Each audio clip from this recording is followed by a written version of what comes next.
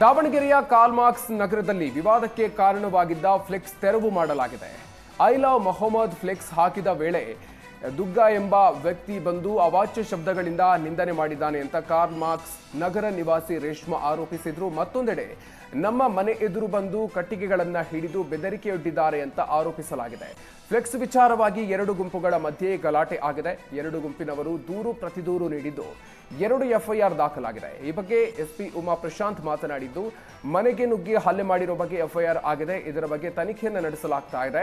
ಹೊರಗಿನವರು ಬಂದು ಗಲಾಟೆ ಮಾಡಿರೋದನ್ನ ತನಿಖೆ ಮಾಡ್ತೀವಿ ಅಂತ ಹೇಳಿದ್ರು. ಈಗಾಗಲೇ ಆಜಾದ್ ನಗರ ವ್ಯಾಪ್ತಿಯಲ್ಲಿಯ ಐ ಲವ್ ಮೊಹಮ್ಮದ್ ಫ್ಲೆಕ್ಸ್ ಸ್ವಯಂ ಪ್ರೇರಿತವಾಗಿ ತೆರವು ಮಾಡಿದ್ದಾರೆ.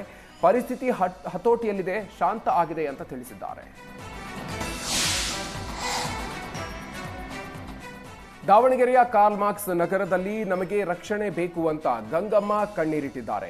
ಮನೆ ಮುಂದೆ ಬ್ಯಾನರ್ ಹಾಕಬೇಡಿ ಅಂದಿದ್ದಕ್ಕೆ ನನ್ನ ಮಗಳು ಮತ್ತು ನನ್ನ ಮೇಲೆ ಹಲ್ಲೆಯನ್ನ ನಡೆಸಲಾಗಿದೆ ಅಂತ ತಿಳಿಸಿದ್ರು. ಇನ್ನು ಪೊಲೀಸರು ಯಾವುದೇ ರೀತಿ ಕ್ರಮವನ್ನ ಕೈಗೊಳ್ತಾ ಇಲ್ಲ ಅಂತ ಆರೋಪ ಮಾಡಿದ್ರು.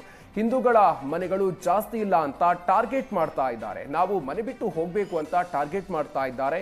ಮನೆ ಬಿಟ್ಟು ಹೋಗ್ಲಿ ಅಂತ 500ಕ್ಕೂ ಹೆಚ್ಚು ಜನ ಬಂದು ಗಲಾಟೆಯನ್ನ ಮಾಡಿದ್ದಾರೆ. ಹೆಣ್ಣು ಮಗಳು ಅಂತ ನೋಡದೆ ಹೊಡೆದಿದ್ದಾರೆ ಅಂತ ರಂಗನಾಥ್ ಅನ್ನೋರು ಆರೋಪವನ್ನ ಮಾಡಿದ್ದಾರೆ.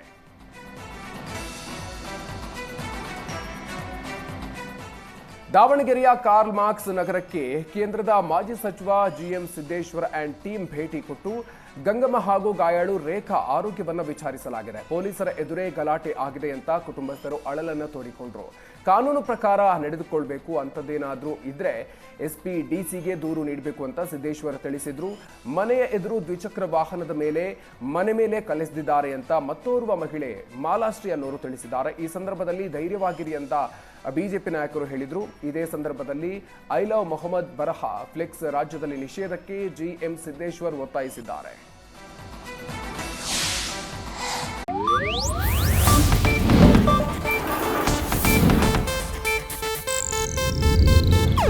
ಇದು ಏಷ್ಯಾನೆಟ್ ನ್ಯೂಸ್ ನೆಟ್ವರ್ಕ್ ಪ್ರಸ್ತುತಿ.